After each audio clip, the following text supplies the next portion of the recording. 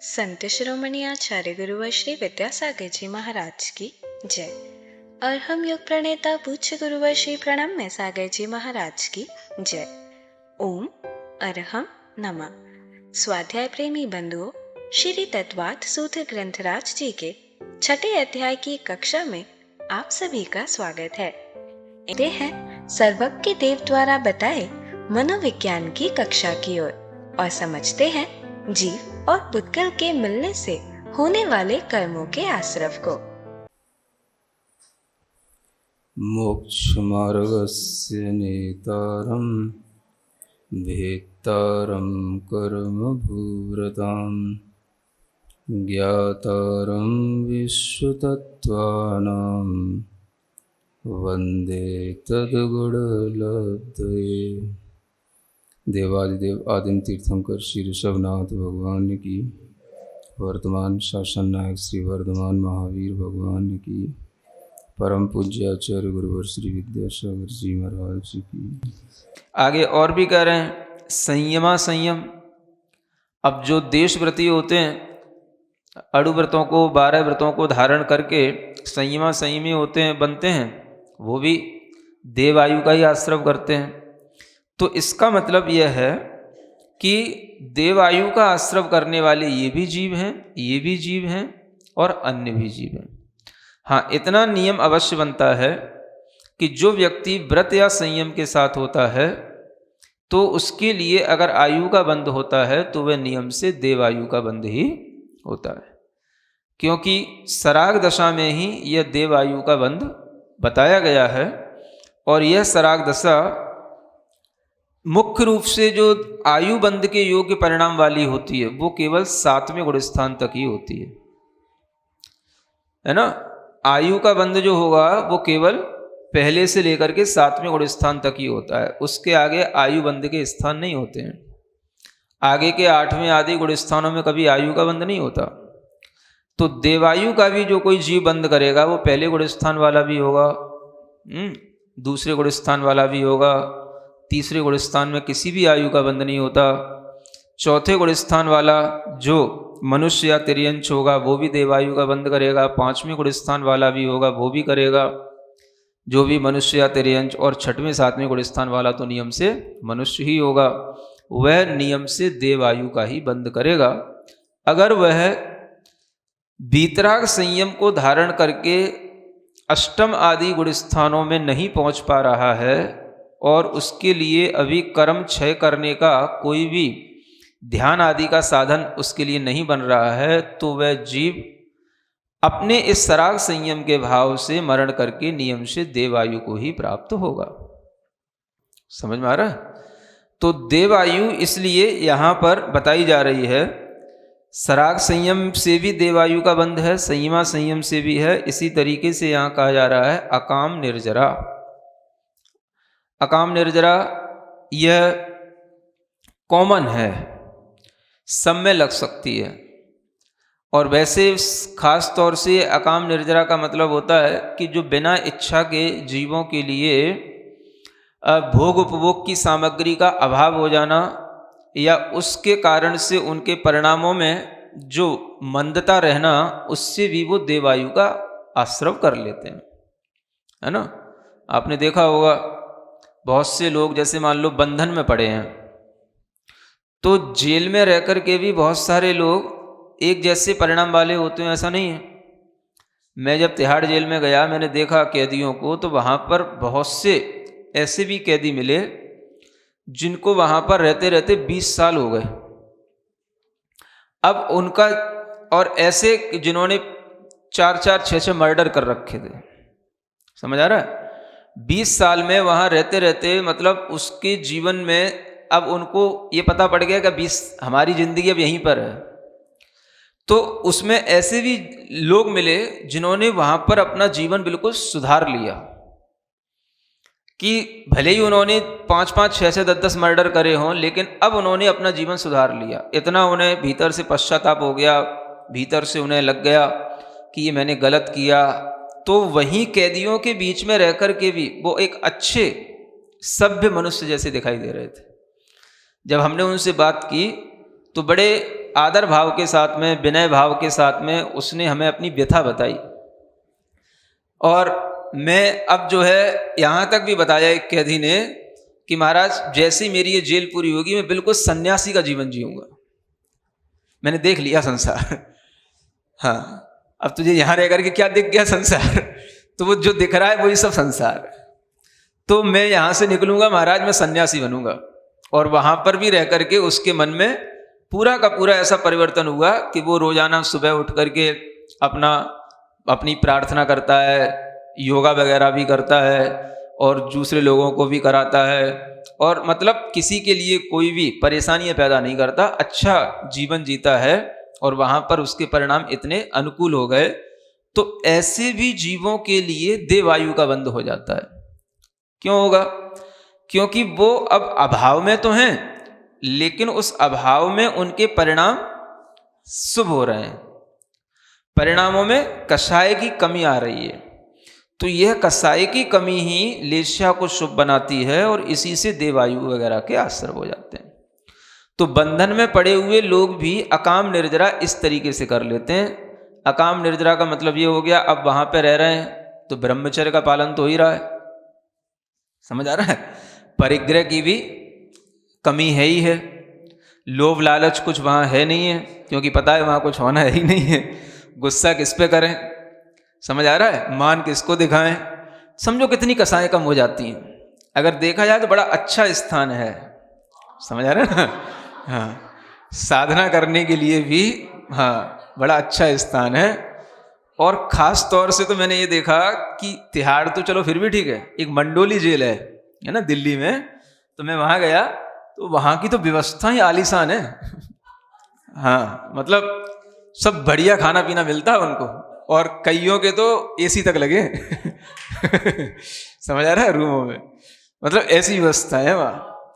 तो आपको ये कहना चाह रहा हूं कि जो लोग ऐसे स्थानों पर पहुंच करके संतुष्ट हो जाते हैं, अब हमें लंबी कैद हो गई है, हमारे लिए अब कुछ मिलना ही नहीं है, जो है वो सही इसी में संतुष्ट है, तो उनकी उस संतोष के परिणाम से उनकी कसायों में जो मंदता हो गई, त्याग कुछ नहीं किया लेकिन वो हो गया, भोग उपभोग का एक नियंत्रण हो गया, या पराधीनता के कारण से वो हमें भोग उपभोग की सामग्रियां नहीं मिल रही हैं, तो उससे भी जो परिणाम मंदता आती वो भी देवायु के आश्रम में इसलिए कारण बन जाती है क्योंकि वो अकाम निर्जरा करने लग जाता है। इच्छा नहीं है इसलिए अकाम निर्जरा है, इच्छा के साथ करता हमारा ये त्याग है तो सकाम निर्जरा हो जाती है।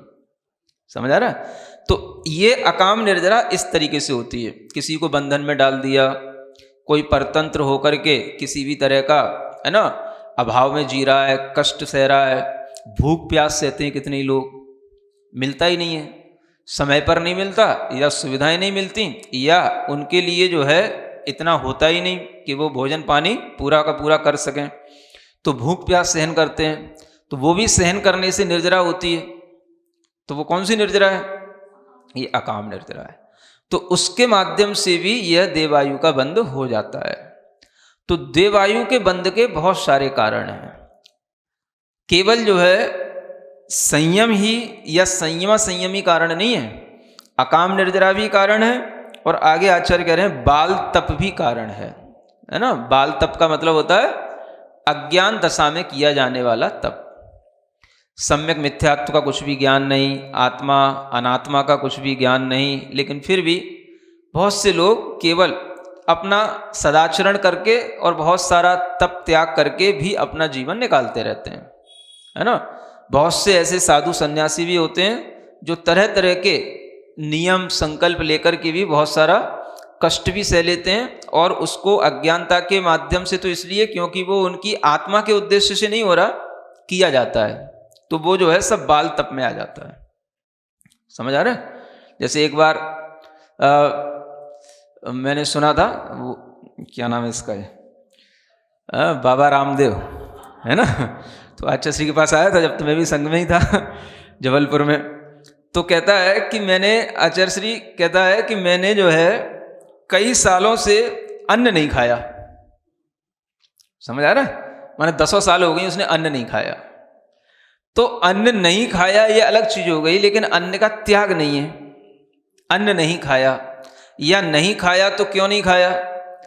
कारण कोई उसमें अपनी आत्मा में कर्म की निर्जरा करने का नहीं है ना, बस शरीर को मतलब सही बनाने का, और उस शरीर में ज़्यादा से ज़्यादा, मतलब जैसे अगर भारी अन्न वगैरह भारी भोजन हो जाता है, अगर ये भोजन नहीं करेंगे तो लंबा प्राणायाम कर सकेंगे, लंबा सब कुछ कर सकेंगे, तो इसके लिए जो है उसने ये सब कर रखा है और करता है। तो ये सबसे भी निर्जरा तो होती है, तो लेकिन ये सब जो है, अब इतना त्याग, लंबे समय तक 10-10 साल तक अन्न नहीं खाया, तो जो खाता होगा वो तो अच्छा ही खाता होगा, तभी तो कुछ ना कुछ शरीर में दिखाई देता है। तो ये सब उसके लिए जो नहीं खा रहा है वो तो तप हो गया, वो भी एक बड़ी चीज है। अन्न नहीं खाना, सब्जियां नहीं खाना, केवल फल फ्रूट खा करके रहना, तो ये भी एक अपने आप में बड़ी चीज है, तपस्या तो है। तो ये सब तपस्या में आत्मा की कोई साधना वाली तपस्या नहीं है, शरीर की साधना की तपस्या है ना। तो इस तरह की तपस्याएं भी जो है देवायु के बंध के कारण हो जाती हैं, क्योंकि कोई भी जीव किसी भी तरीके से अपने को साधे, चाहे मन से साधे, शरीर से साधे या आत्मा से साधे, तीनों सबकी कैटेगरी यहां पे लिख दी गई है, सभी देवायु के आश्रव के कारण है। समझ आ रहा ना? जो आत्मा से साध रहे हैं वे सराग संयमी है, संयमा संयमी है, वे आत्मा की साधना कर रहे हैं। जो अकाम निर्जरा कर रहे हैं वो केवल मन से साधना कर रहे हैं। समझ आ रहा है? अब मन को साधना पड़ता है, अब है ही नहीं है तो क्या करें, परतंत्र हैं, तो वो मन की साधना हो गई, और ये बाल तप में इस शरीर की साधना आ जाती है। तो इस तरह से हम देखें इस सूत्र में तीनों तरह की साधनाओं से होने वाला पुण्यबंध भी है, और वो पुण्यबंध उनके लिए देवगति का कारण भी है, और उससे जो है जो देव बनते हैं उन सबकी भी क्वालिटियां अपनी अलग अलग रहती हैं। क्योंकि जो जितना ज्ञान पूर्वक आत्मा को साधने के लिए संयम लेगा, उसकी साधना से जो देव पर्याय प्राप्त होगी वो देवों में भी विशिष्ट पर्याय प्राप्त होती है। आप अच्छी तरीके से 4थे अध्याय को पढ़ करके जान चुके हैं, है ना। तो यहां देवायु के कारण सब एक होते हुए भी ऐसा समझना कि सब अपने अपने विशिष्ट विशिष्ट कारणों से जो आयु का बंध कर रहे हैं वो विशिष्ट विशिष्ट देवपने का करते हैं। क्योंकि जो सराग संयम है या संयमा संयम है, ये नियम से सम्यक दर्शन के साथ ही होता है। क्या समझ में आया? जो सराग संयम या सम्य संयम है, इसमें सम्यक दर्शन जुड़ा हुआ है। तो जो सम्यक दर्शन के साथ ये सराग संयम और संयमा संयम चल रहा है, ये देवायु का कारण तो है, लेकिन ये नियम से वैमानिक देवों की ही आयु का कारण होता है। क्योंकि देवों में भवनवासी भी हैं, व्यंतर भी हैं और ज्योतिषी भी हैं।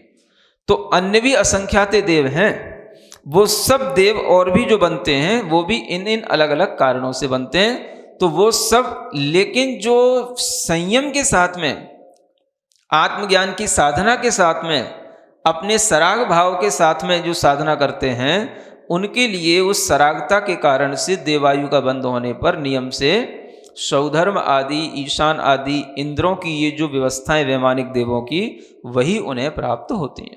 वो निचली क्वालिटी के देव, तीनों निकायों के देव का आयु का बंध भी इसके साथ में नहीं होता है। तो इस तरह से यह कोई बड़ी बात नहीं है। कोई भी व्यक्ति आपसे तर्क कर सकता है ना, इस सूत्र को पढ़ करके भी, समझ करके भी। करना क्या है? पंचम काल में धर्म करने से मतलब ही क्या है? पंचम काल में सबको मर करके देव ही बनना है, तो देव तो सभी बन रहे हैं। अब कोई इन्हीं सूत्रों का कोई गलत अर्थ निकालने लगे या कुतर्क करने लगे तो सब संभव है ना। मैं ही बता देता हूं ताकि आपके दिमाग में कुतर्क आए उससे पहले आप ये समझ लें कि ये कुतर्क पहले से भी सबको पता रहते हैं। अब कोई कहे संयम लेकर के भी देव बन रहे हैं और निश्शील और व्रत रहित होकर के भी देव बन रहे हैं। समझ आ रहा है? जेल में पड़े हैं वे भी देव बन रहे हैं, और जिन्होंने जेल स्वीकार कर ली है अपनी इच्छा से वो भी देव बन रहे हैं। नहीं समझ आया? किसने जेल स्वीकार कर ली? गृहस्थों ने कि मुनि महाराजों ने? समझ आ रहा है?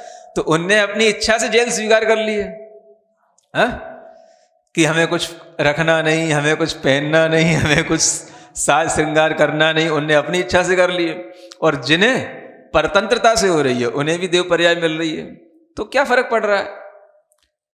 क्या किया जाए? क्यों बिना वजह व्रत तप संयम की, है ना, साधना की जाए और उसके माध्यम से भी देव पर्याय ही मिलना है, तो उससे क्या होगा? तो इस तरह का जो कुतर्क करते हैं उन्हें यह पता होना चाहिए कि आज हम जो यहाँ कर रहे हैं वो हमारे लिए इसलिए महत्वपूर्ण है कि वही संस्कार हमें आगे की पर्याय में बना रहने के कारण से आगे की पर्याय में भी वो विशिष्ट पर्याय प्राप्त होगी, और उस विशिष्ट पर्याय में ये जो संस्कार रहेगा इसी के अनुरूप वहां पर भी कुछ कार्य होगा। समझ आ रहा है? अन्य लोग देव तो बन जाएंगे, लेकिन देव बनकर के भी वो ऐसे देव बनेंगे कि उन्हें कुछ भी विशिष्टता नहीं मिलेगी, और वहां पर भी उन्हें कोई विशिष्ट भाव आ जाए वो जरूरी नहीं है। तो देव पर्याय पाना बहुत दुर्लभ बात नहीं है। देव पर्याय से पहले जो मनुष्य की अंदर यहां पर साधना करने का भाव है, आत्म साधना, उस आत्म साधना का संस्कार जो है बहुत दुर्लभ चीज है। ये बात अलग है कि पंचम काल में कोई भी जीव अगर कोई भी तरह की साधना करता है उसका मरण होगा तो मोक्ष नहीं होता, क्योंकि पंचम काल में शुक्ल ध्यान नहीं होता, धर्म ध्यान तक ही होता है, इसलिए उसको स्वर्ग की ही प्राप्ति होगी। केवल ज्ञान शुक्ल ध्यान से होता है, धर्म ध्यान जो कारण है वो स्वर्ग का कारण है। तो धर्म ध्यान, सबका धर्म ध्यान एक जैसा नहीं, और धर्म ध्यान के साथ साथ जो आर्त ध्यान है, रौद्र ध्यान है, वो भी सब अलग अलग तरीके के साथ है। तो जो आर्त ध्यान रौद्र ध्यान के साथ मरते हैं वो भी देव बन सकते हैं। समझ आ रहा है? रौद्र ध्यान के साथ तो नहीं बनेंगे, लेकिन आर्त ध्यान के साथ वाले तो देव भी बन जाते हैं। लेकिन उन देवों में और ये जो सराग संयम के साथ, संयमा संयम के साथ में जो देव बन रहे हैं, इनमें बहुत अंतर होता है। ये यहां पर भी अपना जो संयमित जीवन जीते हैं, सुखी जीवन जीते हैं, तो आगे भी इनके लिए उसी तरीके का सुखी जीवन मिलता है। तो आर्त ध्यान के साथ में भी ऐसे देव बनने वाले जीव होते हैं जो आपने देखा होगा, जैसे जो लोग तरह तरह से तपस्या में अज्ञान तप किया करते हैं, ऐसे भी अज्ञान तप होते हैं। जैसे मान लो हम किसी नदी के किसी पॉइंट पर डूब जाएं, मर जाएं, तो वहां से हमारे लिए मोक्ष होएगा, ऐसा कोई हमारे लिए किसी ने स्थान बता दिया, तो लोग वहां डुबकी लगाते हैं, मरते हैं। समझ आ रहा है? हाँ, कई जगह तो अग्नि कुंड बने रहते हैं, अग्नि कुंड में अग्नि में जलने से मतलब स्वर्ग मिलेगा, तो अग्नि में जलते हैं। समझ आ रहा है? बलि देने से स्वर्ग मिलेगा, तो बलि दे देते हैं, अपनी भी दे देते हैं, दूसरे की भी दे देते हैं। किसी ऊंचा पर्वत है, उस पर्वत से जो कूदेगा, उसकी टोंक से जो कूदेगा, जो वहां से मरेगा, उसको नियम से स्वर्ग मिलेगा, वहां से कूदते रहते हैं। समझ आ रहा है सब कुछ, आपको पता नहीं है तो क्या है। तो इस तरह से भी लोग जो तप किया करते हैं, अपनी आहुति दिया करते हैं, ये सब बाल तप में आ जाता है। और ये भी देव अथवा कुछ नहीं है, खुद अपना ही किन्हीं कारणों से आत्मघात कर लिया। समझ आ रहा है? तो ये आत्मघात भी व्यंतर देवों के लिए कारण बन जाता है। अन्य भी जो ऐसे कूद रहे हैं, आग में जल रहे हैं, ये भी सब व्यंतर आदि देवों के कारण भी आयु का भी आश्रव कर सकते हैं। व्यंतर भी बन सकते हैं, ये मनुष्य भी बन सकते हैं, त्रियंश भी बन सकते हैं। तो व्यंतर देव की आयु भी बन गई, तो देवायु तो वो भी है। तो वो देवायु और व्यंतर बनने वाली जो स्थिति है वो, और जो एक बहुत समझदारी के साथ में अपना जीवन जी रहे हैं, जिन्हें कोई देवायु की इच्छा भी नहीं है, लेकिन जो अपना सराग संयम भाव के साथ में या संयमा संयम भाव के साथ में जीवन जी रहे हैं, उनकी देव पर्याय को प्राप्त होना, उनमें और इनमें बहुत अंतर होता है। 16वें स्वर्ग तक जाने वाले जो जीव होते हैं, पहले स्वर्ग से 16वें स्वर्ग तक, वो नियम से ये सराग संयम और संयमा संयमी वाले जीव होते हैं। फटे अध्याय जैसे जटिल विषय को सुनकर मन में शंकाएं आना स्वाभाविक है। हमारे द्वारा दिन भर में किए गए कार्यों से असंख्यात कर्मों का आश्रव होता है। उसे अच्छे से समझने के लिए हमें प्रयत्नशील रहना चाहिए। यदि जैन साइकोलॉजी संबंधी कोई भी प्रश्न आपके मन में स्पष्ट नहीं है, तो बिना किसी विलंब के आप अपनी शंकाओं को मुनिश्री तक पहुंचा सकते हैं, क्योंकि आश्रव के कारणों को समझना हम सभी के लिए अति आवश्यक है। अपनी शंकाएं भेजें go.arham.yoga/ttv शंका पर या QR कोड को स्कैन करें। ओम अरहम नमः। तो चलिए आज की कक्षा का एक क्विक रिवीजन कर लेते हैं। हमने जाना था कि सराग संयम और संयम संयम देवायु के आश्रव का कारण होता है। इसका तीसरा कारण है अकाम निर्जरा, अर्थात बिना इच्छा के भोग उपभोग की सामग्री के अभाव होने पर भी जीव के परिणाम शांत होना। मुनिश्री ने अपने तिहाड़ जेल के अनुभव से बताया कि वहाँ 5-10 मर्डर करने वाले कुछ कैदियों को जब पता चला कि उनकी जिंदगी यही है, तो उन्होंने वहाँ भी अपना जीवन बिल्कुल सुधार लिया। भीतर से पश्चाताप करके वे अच्छे सभ्य मनुष्य की तरह जीने लगे। सुबह प्रार्थना, योग आदि करते और कराते थे। जेल से छूटने पर उन्होंने सन्यासी जीवन जीने की इच्छा भी व्यक्त की। अभाव में भी इतने शुभ परिणाम होने से उनकी कषाय में कमी आती है और लेश्या शुभ बनती है, जिससे देवायु का आश्रव हो सकता है। मुनिश्री ने समझाया कि इस प्रकार के बंधन भी साधना करने के लिए अच्छे स्थान हैं, क्योंकि बिना कुछ त्याग किए ही बिना इच्छा के वहाँ अकाम निर्जरा हो जाती है। पराधीनता में भोग उपभोग की सामग्री की कमी के कारण लोग संतुष्ट हो जाते हैं। उनके परिणामों में मंदता आ जाती है, ब्रह्मचर्य का पालन हो जाता है, लोग गुस्सा आदि कषाय नहीं कर सकते। यही त्याग अगर इच्छा के साथ हो जाए तो यह सकाम निर्जरा है। देवायु का चौथा कारण है बाल तप, अर्थात अज्ञान दशा में किए जाने वाला तप। आत्मा अनात्मा सम्यक मिथ्यात्व के ज्ञान के बिना नियम संकल्प लेकर भी किया गया तप बाल तप में आता है, क्योंकि उसका उद्देश्य आत्मा नहीं है। मुनिश्री ने बताया कि जब बाबा रामदेव आचार्य श्री के दर्शनार्थ जबलपुर आए थे, उस समय वे सालों से अन्न नहीं खाते थे। अन्न जैसा भारी भोजन न करने से वे लंबा प्राणायाम तो कर पाएंगे, लेकिन यह आत्मा की साधना वाली तपस्या नहीं है, शरीर की साधना की है। हमने जाना कि अपने को साधने के भी सभी तरीकों से देवायु का बंध होता है, लेकिन सबकी क्वालिटीज में अंतर रहता है। जो जितना ज्ञान पूर्वक आत्म साधक संयम लेगा, उसको देव में भी विशिष्ट पर्याय प्राप्त होगी। सराग संयम संयमा संयम में आत्मा की साधना है। इसमें सम्यक दर्शन जुड़ा है और ये नियम से वैमानिक देवों की आयु का कारण है, भवनवासी व्यंतर आदि निचले देवों का नहीं। अकाम निर्जरा में मन की साधना है और बाल तप में शरीर की साधना है।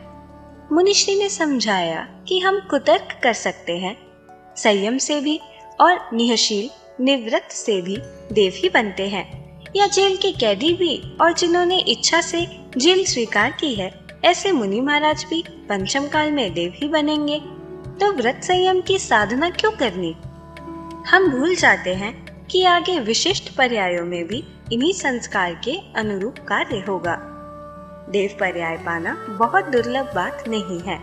देव पर्याय से पहले आत्म साधना का संस्कार दुर्लभ है, अन्यथा जरूरी नहीं देव बनकर भी कोई विशिष्ट भव आए। हमने जाना कि पंचम काल में शुक्ल ध्यान नहीं होता, इसलिए केवल ज्ञान नहीं हो सकता। धर्म ध्यान से स्वर्ग तक की ही प्राप्ति होती है। आर्त ध्यान के साथ भी देव बन जाते हैं, लेकिन सराग संयम संयमा संयम से बने देव इनकी अपेक्षा सुखी जीवन जीते हैं। आर्त ध्यान के साथ अज्ञान तप करके आत्मघात करने से व्यंतर देव बनते हैं।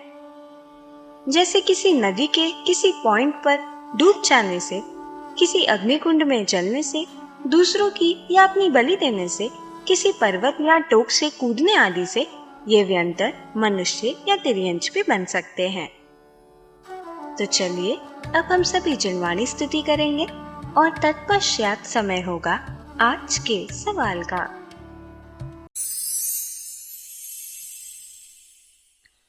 सिरिजिणवाणी जग कल्याणी जग जन मदतम मोहरी जणमण हारी गढ़हर हारी जम जरा भव रोग हरि तिथियराणम दिव्यझुणिम जो पढ़ई सुणई मय्ये धारई राणम सौख मणंतम धरिय सासद मोक्ष पदम पावई सासद मोक्ष पदम पावई। अब समय है आज के प्रतियोगिता प्रश्न में भाग लेकर आकर्षक पुरस्कार जीतने का। आप अपने फोन को QR कोड स्कैन करने के लिए तैयार रखें या दिए गए लिंक पे जाएं। आप अपना उत्तर चुनकर हमें कल शाम 5 बजे तक भेज सकते हैं। 3 भाग्यशाली विजेताओं को मिलेंगे आकर्षक पुरस्कार। विजेताओं का नाम इसी कार्यक्रम में हर रविवार को घोषित किया जाएगा। साथ ही सभी प्रश्नों के सही उत्तर भी बताए जाएंगे। आज का सवाल है, अज्ञान दशा में किया गया तप क्या होता है? बाल तप, सराग संयम, संयमा संयम, सम्यक तप। अध्याय 6 की कक्षा 22 के आज के सवाल का सही उत्तर है तीसरे गुणस्थान में। अगर आप किसी कारणवश कोड को स्कैन ना कर पाए हों तो आप क्लास की वेबसाइट पर जाकर भी उन्हें अटेम्प्ट कर सकते हैं। इस लिंक पर जाएं या QR कोड को स्कैन करें।